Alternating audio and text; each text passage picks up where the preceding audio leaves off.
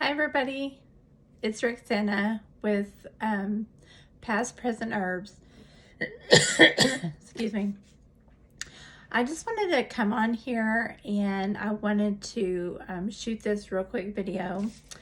I've had been making some salves and I'm doing some infused oils, and I've had quite a few comments and some emails, and I just kind of wanted to make sure that I was answering everyone's comments and making sure that I was doing my research correctly.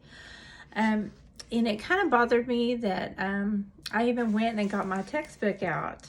And I have been to Herbalism school, and I wanted to make sure to refresh my memory and make sure that I was, like I said, answering everyone's comments. And I do want to apologize if you have made a comment and it has not been answered, because sometimes YouTube,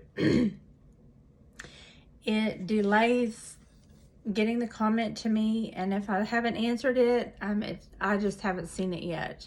So I do apologize about that. I will get, as soon as it gets to me, I will answer it.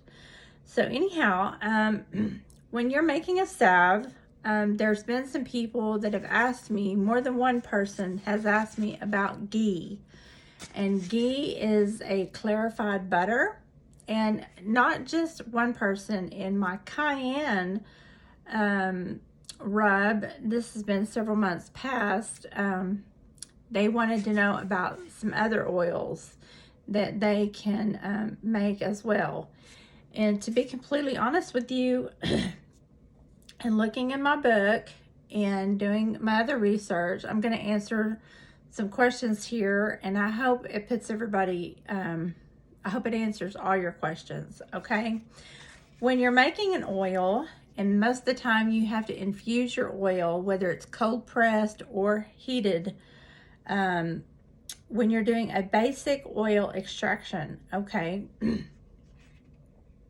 Whether it's a cold infusion, whether I'm doing a cold infusion or whether I'm doing a heated infusion, okay? According to the textbook and the way I was taught, and when I'm doing a video, I try to always say a clean oil. That's a vegetable oil like avocado oil. In the book, it talks about extra virgin olive oil, and it also talks about grapeseed oil. Those are the two oils that he talks about in the book. And this gentleman that taught is Philip Frenchy, and he is he's a naturopath doctor. He's also a registered herbalist, and he's no longer with us anymore, but he is held in very high regard. This is Practical Herbalism, the book about ordinary plants, and he wrote this book, and I was taught in school. It's a great book, and he's talking about doing your cold extractions and even your heated extractions. He said you have to be very careful because of the oxidation in the high temperatures, because your oils can no matter which one you're doing, your oils they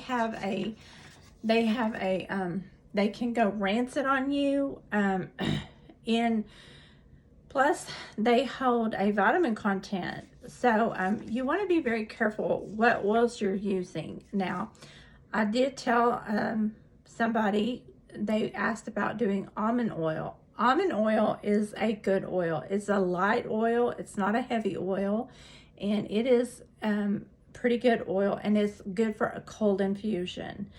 Some people will do like a 4 ounce. That's perfect. That's exactly what the textbook says. A 4 ounce amount for a cold infusion is fine. Sometimes if that's all you have, that's fine. But making, like he talks about 10 to 12 ounce cold pressed for grapeseed oil, That's good. Grapeseed oil. I don't use grapeseed oil. I've never used grapeseed oil. I've used olive oil, and I've used avocado oil, and I've also used fractionated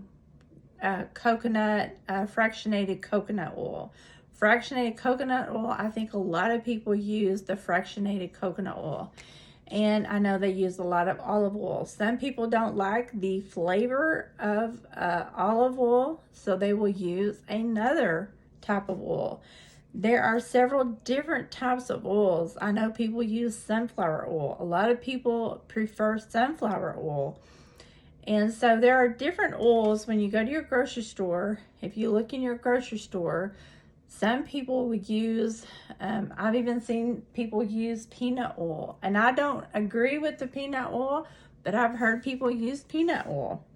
So it says here, place your herb. This is for the cold infusion. It says place your herb in a jar.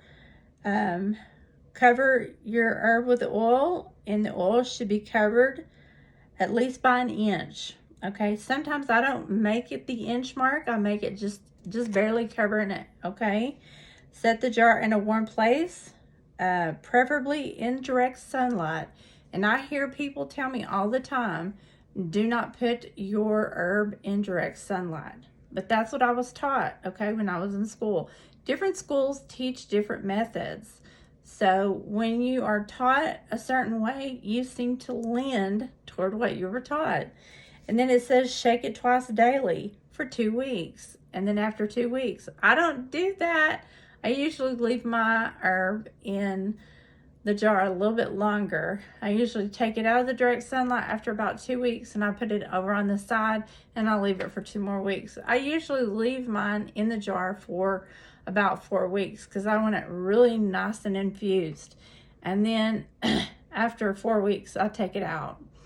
That's a cold infusion. Heat infused, you know, it'll say in here after 4 to 8 hours.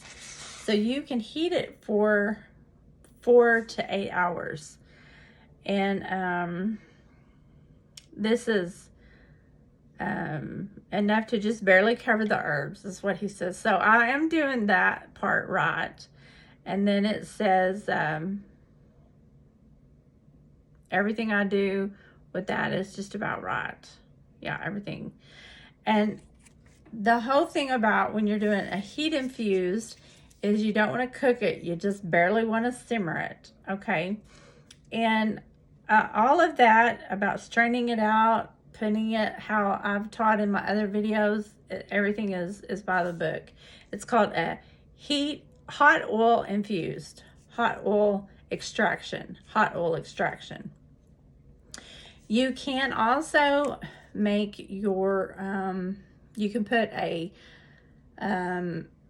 preservative in there. It's old-timey. It's called benzoin, and they don't do that. I have talked about it before on one of my videos, and that is you can use, it's called radish root, and I'll put it at the bottom of this if I can remember. But it's something you can buy on Amazon, and it's just a preservative. It's an all-natural preservative. But you can also put other types of essential oils, and that's just how you can do your oils. And then from an oil, you can also make your salves and your balms. And that's pretty much it. I just wanted to clarify and let people know that it is important for you to choose a really good oil. And when I talk about clean oils, that's what I'm talking about, because there's nothing worse than gathering all your plants up and then choosing the wrong oil, and then only have it for like less than a month. You know, after 2 or 3 weeks, your salves, your oils, and your balms can go rancid on you quickly. And I've seen mold grow in them, and I've seen they just look really bad. They look really ugly, and they smell awful. And once you put a lot of work into them, and I've been putting a lot of work into my salves and my balms, mine a couple of years ago, I made some salves and some balms, and they stayed great for almost 2 years, for 18 months actually. And it's because I took the time and I chose the really good oils. If you choose really good oils, really good plant material, and you have a good clean work area, your salves and balms will really, and I'd use essential oils. They will last a long time, and they will make great presents. And you can even sell them if you so desire. But that's the reason I say don't use ghee, because even though you've taken all the dairy out of it, it's just a clarified butter. It's for hot, real high heat cooking.